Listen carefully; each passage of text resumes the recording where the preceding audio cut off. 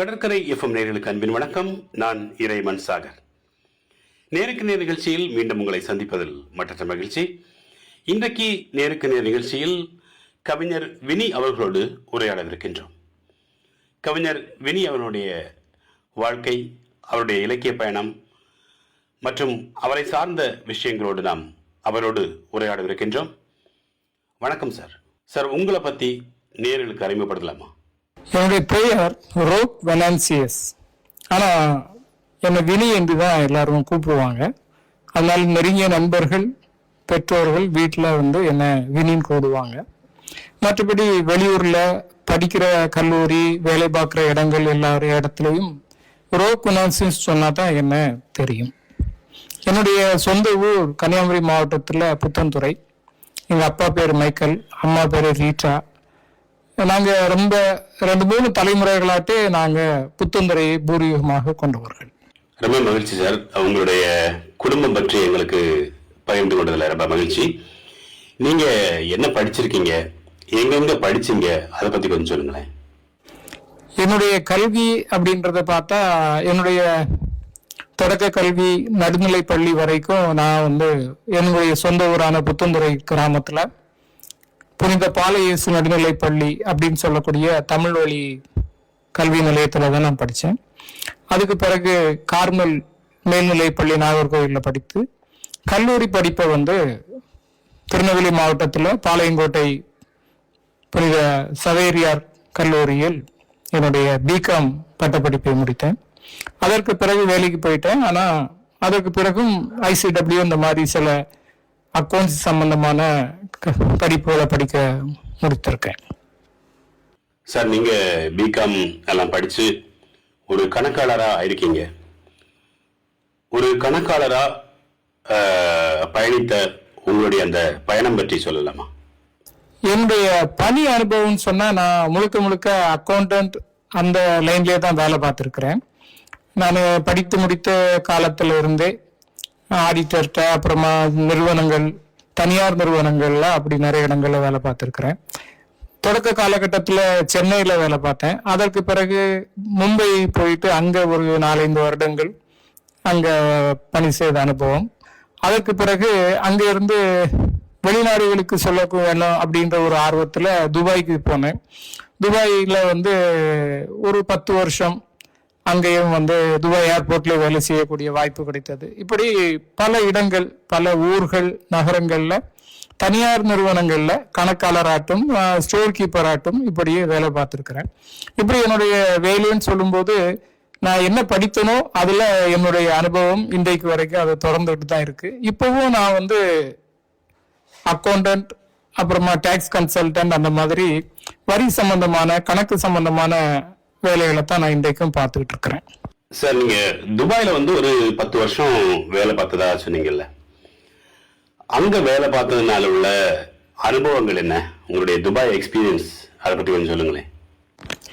நமது ஊர்ல தொடக்க காலகட்டங்கள்ல, அதாவது நான் பிறக்கக்கூடிய அந்த காலகட்டங்கள் எல்லாம் பார்த்தா, இங்க இருந்து நிறைய பேர் வேலை தேடி இலங்கைக்கு போகக்கூடிய பழக்கம் இருந்தது. இப்போ எங்க வீட்லயே எங்க அப்பா, எங்க தாத்தா எல்லாருமே இலங்கையில போய் வேலை பார்த்திருக்காங்க. அங்க தொழில் பிசினஸ் பண்ணியிருக்கிறாங்க. நான் என்னுடைய காலகட்டங்கள் வரும்போது இங்க எல்லாருமே இந்த வளைகுடா நாடுகளுக்கு செல்லக்கூடிய மோகம் இருந்தது. அது ஒரு மோகம் மட்டும் இல்லை, அதுதான் அன்றைக்கு ஒரு நல்ல வேலை வாய்ப்பாக இருந்தது. அந்த இதுல நானும் துபாய்க்கு போகிறதுக்கு ஒரு வாய்ப்பு கிடைத்தது. அப்போ மும்பையில வேலை பார்த்துட்டு இருக்கும்போது அப்படியே துபாய்க்கு சென்றேன். அங்கே துபாய் ஏர்போர்ட்ல உள்ள வேலை, அது ஸ்டோர் கீப்பிங். ரொம்ப அது பலதரப்பட்ட மக்களை சந்திக்க முடியும். அடிக்கடி நாங்க ஏர்போர்ட்டுக்குள்ள ஃபிளைட்டுக்கு உள்ளாடியே நாங்க போகக்கூடிய வாய்ப்புகள் உண்டு எங்களுக்கு. ஏன்னா நாங்க ஸ்டோர் கீப்பரா இருந்ததுனால அங்க உள்ளால போய் அந்த ஏர் ஹோஸ்டஸ் எல்லாம் பேசுவோம். அவங்களுக்கு ஸ்டோர் ரிலேட்டடா என்ன தேவை அப்படின்றத பேசி அங்க இருந்து உடனே நாங்க ஸ்டோருக்கு வாக்கி டாக்கின்னு சொல்லுவாங்கல்ல, இப்போ மொபைல் வந்திருக்கு, அப்பெல்லாம் மொபைல் கிடையாது. அப்போ வாக்கி டாக்ல இன்ஃபார்ம் பண்ணா உடனே அவங்க அதை அனுப்பி கொடுப்பாங்க. இப்படி அடிக்கடி நம்ம போய் பலதரப்பு நாட்டு மக்களோட அந்த ஏர் ஹோஸ்டஸ் கூட எல்லாம் பேசக்கூடிய அனுபவங்கள், அதெல்லாம் எவ்வளவு காசு கொடுத்தாலும் கிடைக்காது. ஸோ அதெல்லாம் ஒரு சந்தோஷமான அனுபவம். நம்ம ஆங்கிலம் பேசுவோம், ஆனால் அந்த ஆங்கிலத்திலையும் ஒவ்வொரு நாட்டுக்காரங்கள்ட்ட பேசும்போதும் அதுக்கு தகுந்த மாதிரி பேசணும், அப்பதான் அவங்களுக்கு புரியும். அப்படின்றது போது அது ஒரு ரொம்ப மறக்க முடியாத அனுபவங்கள் வாழ்க்கையில. அந்த துபாயில வேலை பார்க்கல எல்லாரும், ஆனா அந்த ஏர்போர்ட்டுக்குள்ளால அந்த 10 வருஷம் வேலை பார்த்தது என்னுடைய வாழ்க்கையில ஒரு பெரிய ஒரு அனுபவம். நிறைய நிறைய பேரை சந்திக்க முடிந்தது. அங்க வேலை பார்த்ததுனால நமக்கு நிறைய மொழி அறிவு கிடைத்தது. அங்க போகும்போது மலையாளம், ஹிந்தி, இப்படி நிறைய லாங்குவேஜ்ல பேசக்கூடிய நண்பர்கள் கிடைத்தது. நல்ல நண்பர்கள் கிடைத்தாங்க, வேற மாநிலத்தை சார்ந்தவங்க, இப்பவும் தொடர்பு இருக்கக்கூடிய அளவுக்கு. அதனால அந்த துபாயில வேலை பார்த்த அனுபவம் ஒரு மிகப்பெரிய அனுபவம், ஒரு சந்தோஷமான மறக்க முடியாத அனுபவமாக தான் இருந்தது. சார், அந்த அக்கௌண்ட்ஸ் சம்பந்தமா உங்களுடைய அந்த டிராவல் புரியுது. இப்ப நீங்க என்ன பண்ணிட்டு இருக்கீங்க, என்ன வேலை பார்த்துட்டு இருக்கீங்க, அதை பத்தி கொஞ்சம் சொல்லுங்களேன். என்னுடைய இப்போதைய பணி அப்படின்னு பார்த்தா, நான் டாக்ஸ் கன்சல்டன்ட், அதாவது வருமான வரி ஆலோசகர் அப்படின்னு சொல்லிக்கலாம். வருமானம் மற்றும் சேவை, ஜிஎஸ்டி, இன்கம் டேக்ஸ் இது ரிலேட்டடா உள்ள கன்சல்ட் பண்ணி கொடுக்குறேன். அதே போல ஃபைலிங் சொல்லுவாங்க, மாதந்தோறும் அதற்கான இதுகளை பண்ணக்கூடியது, அந்த இதை நான் பண்ணி கொடுத்துருக்கிறேன். அப்போ அதற்கான வாய்ப்புகள் அதிகம், முன்னாடி மாதிரி இல்லை. அதே போல நேர்லயே வரணும் அப்படின்றது இல்லை, வெளியூர்ல இருந்தாலும் நம்மளோட ஆன்லைன்ல மெயில்ல நமக்கு அனுப்பி தந்துட்டாங்கன்னா இங்க இருந்து அதற்கானதை செய்து கொடுக்க முடியும். அதனால பல இடங்கள்ல உள்ள கிளைண்ட் எனக்கு இருக்கிறாங்க. திருநெல்வேலி, தூத்துக்குடி, மும்பை, சென்னை, கோயம்புத்தூர், இப்படி அங்கிருந்து யாராவது தெரிந்த ஆட்கள் வழியாக நம்மகிட்ட அணுகுவார்கள். அப்போ அவங்களுக்கு மாதந்தோறுமான ஜிஎஸ்டி ஃபைல் பண்ணி கொடுக்கறது, ஆண்டுக்கான இன்கம் டேக்ஸ் ஃபைல் பண்ணி கொடுக்கறது, இது போன்ற இதுதான் என்னுடைய முதன்மையான பணியாக இருக்கிறது. அப்ப இது போக நமக்கு கிடைக்கக்கூடிய நேரங்களில் நமக்கு அந்த எழுத்தின் மேலும் தமிழின் மேலும் இருக்கக்கூடிய ஆர்வத்துல அப்பப்போ சின்னதாக எழுதி கொண்டிருக்கிறது. இது போக யாராவது பேச்சு போட்டிக்கு சிறுவர்கள், மாணவர்கள் யாராவது எழுதி கேட்பாங்க, அப்போ அவங்களுக்கு எழுதி கொடுத்துட்டு அதோடைய ஒரு நகலையும் நம்ம நம்முடைய கவிதை சேனல்ல பதிவேற்றி கொள்கிறது. இதுதான் இப்போதைக்கு நம்முடைய பணியாக இருக்கிறது. ரொம்பவே அது மகிழ்ச்சியா இருக்கு. உங்களுடைய இந்த பயணத்துல இந்த எழுத்தார்வம் வந்தது எப்படி எழுத தொடங்குனீங்க? இந்த ஆர்வம் வந்த விஷயத்தை பத்தி சொல்லுங்களேன். எழுத்து ஆர்வம் அப்படின்றத போது நான் சின்ன வயசுல எல்லாம் எழுத்து அப்படியெல்லாம் ஒரு பெரிய ஆர்வம் கிடையாது. ஆனா நான் ஒரு 6ஆம் வகுப்பு படிக்கிற காலகட்டத்தில இருந்து நான் பேச்சு போட்டிகளில் கலந்து கொள்ளக்கூடிய பழக்கம் உண்டு. பேச்சு போட்டியில் கலந்து வந்தால் பரிசு எனக்கு தான் அப்படின்னு சொல்லக்கூடிய அளவுக்கு எங்க ஊர்லயும் நான் இருந்திருக்கிறேன். அப்போ அந்த காலகட்டத்தில் அப்படி பேச்சு போட்டிக்காகவே என்ன செய்வேன் அப்படின்னா, கவிஞர்களுடைய புத்தகங்களை வாங்கி படிக்கக்கூடிய ஆர்வம் எனக்கு இருந்தது. நான் 8ஆம் கிளாஸ் 9ஆம் கிளாஸ் படிக்கும் போதே மு. மேத்தாவுடைய கவிதை புத்தகங்கள்லாம் வாங்கி படிக்கிற அளவுக்கு எனக்கு ஆர்வம் இருந்தது. அதற்கு பிறகு அந்த ஆர்வம் இருந்தது, ஆனா அதை நான் தொடரல. ஏன் அப்படின்னா, எனக்கு விளையாட்டு மோகத்துல நான் விளையாட போயிட்டேன். ஸோ அந்த காலகட்டத்தில் எழுத இருந்தது. அதுக்கு பிறகு வெளிநாடு சென்றதுக்கு பிறகும் மும்பையில வேலை பார்க்குற காலகட்டத்திலையும் வாசிக்கிறதுக்கான வாய்ப்புகள் நிறைய இருந்தது. ட்ரெயின்ல போகும்போதே அங்கெல்லாம் படிச்சுக்கிட்டே தான் போவாங்க. நீங்க மும்பை ட்ரெயின் அவ்வளவு கூட்டமா இருக்கும், அந்த கூட்டத்துக்குள்ளாலையும் ஏதாவது ஒரு நாவல் கையில வச்சு படிச்சுட்டு போகக்கூடிய பழக்கம் உண்டு. அப்படி வாசிக்கிற பழக்கம் எனக்கு ரொம்ப இருந்தது. துபாயில் இருக்கும்போது அங்க புத்தகங்கள் வாங்கி வாங்கி படித்து கொண்டே இருப்பேன்.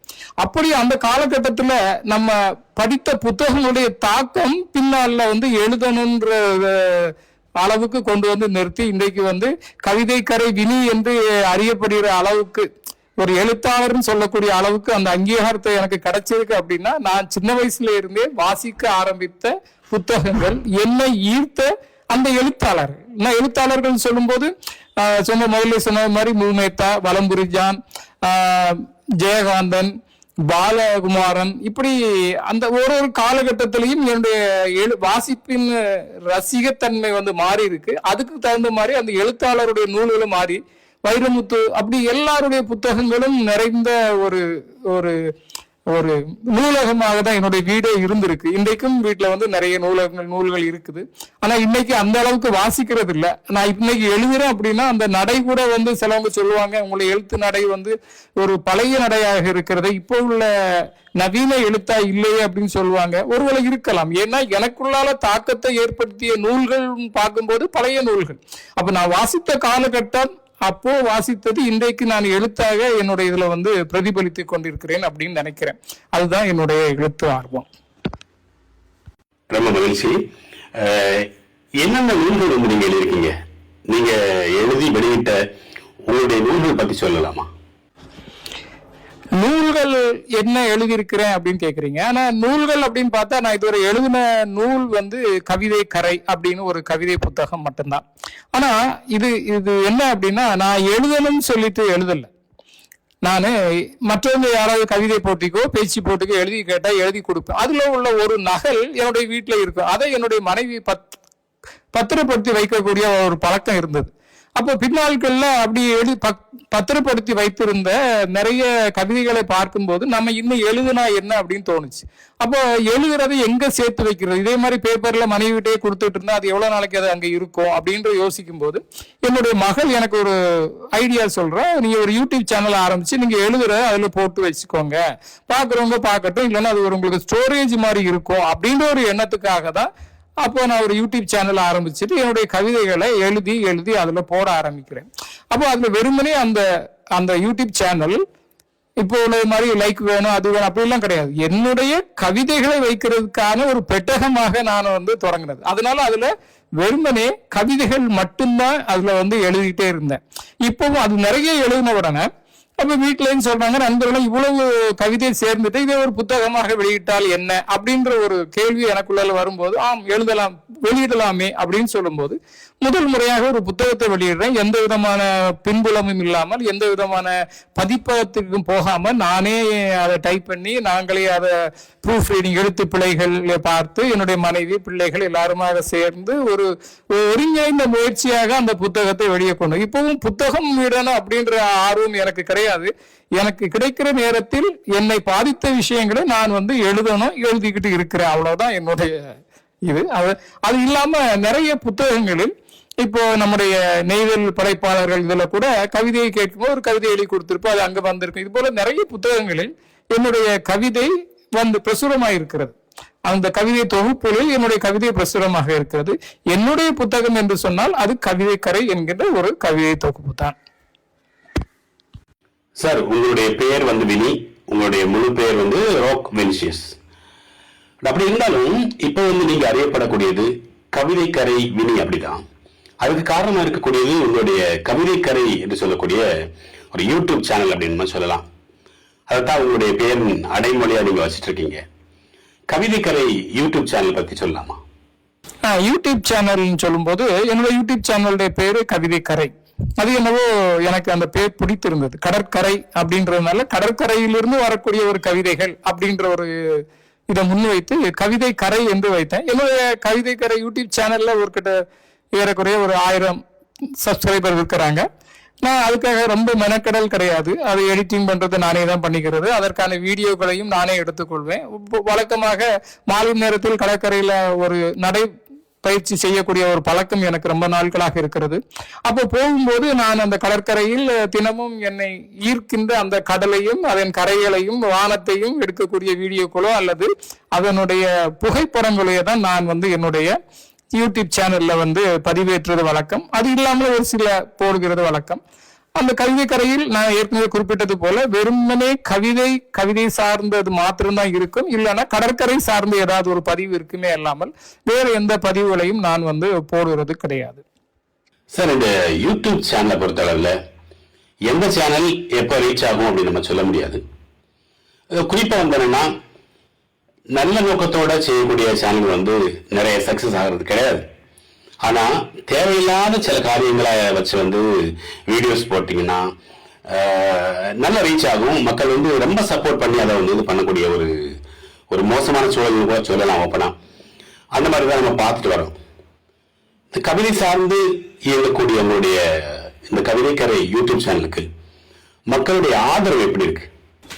கவிதைக்கரை யூடியூப் சேனலுக்கு மக்கள்கிட்ட எந்த அளவுக்கு வரவேற்பு இருக்கு அப்படின்றத பெருசா சொல்ல முடியாது. ஏன்னா சின்ன சின்ன ஷார்ட்ஸ் போடும்போது நிறைய பேர் பாக்குறாங்க. அதுலயும் சின்ன கவிதைகளோட தான் அதை போடக்கூடிய பழக்கம் உண்டு.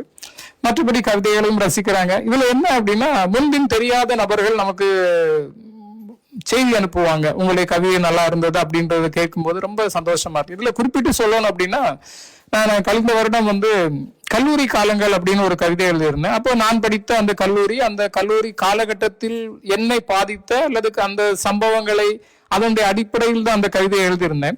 அந்த கவிதையை பார்த்துட்டு எனக்கு 10 வருடங்களுக்கு முன்னாக அந்த கல்லூரியில் படித்த ஒரு நபர் இப்போ ஏதோ ஒரு வெளிநாட்டில் இருக்கிறார். அவர் எப்படியோ என்னோட அந்த கவிதையை படித்து விட்டு எனக்கு தனிப்பட்ட முறையில மெயில் அனுப்பியிருந்தார். அந்த கல்லூரி வாழ்க்கையை பற்றி அவரு அவ்வளவு சந்தோஷப்பட்டு அதை போட்டுட்டு இதை ஞாபகப்படுத்துற அளவுக்கு உங்கள்ட்ட கவிதை இருந்தது அப்படின்னார். இதெல்லாம் ஒரு பெரிய வெற்றியாக நினைக்கிறேன். வெற்றி அப்படின்னு சொல்றதை விட நம்முடைய கவிதை எங்கோ ஒருவரால் நேசிக்கப்படுகிறது, யாரோ ஒருவரால் பாராட்டப்படுகிறது அப்படின்றது கேட்கும்போது நமக்கு இன்னும் எழுதணும் அப்படின்றது ஒரு 1000 பேர் அல்லது 1,00,000 பேர் நம்முடைய கவிதைகளை பாராட்டுறாங்களா, அதை விட யாரோ ஒருத்தர் பாராட்டினா கூட அது ஒரு சந்தோஷத்தை கொடுக்குது. நம்ம என்னத்தை முன்வைத்து எழுதணுமோ, எதை ஞாபகப்படுத்தணும் எழுதணுமோ, அது யாரையோ ஞாபகப்படுத்தி இருக்கிறது, யாரையோ தொட்டு இருக்கு அப்படின்னு நினைக்கும் போது அதுல வர்ற சந்தோஷம் பெரிய சந்தோஷம். அதுதான் என்னுடைய கவிதைக்கரை சேனல்ல நான் தொடர்ந்து பயணிக்கிறதுக்கான காரணமாகவும் இருக்கும் அப்படின்னு நான் நினைக்கிறேன்.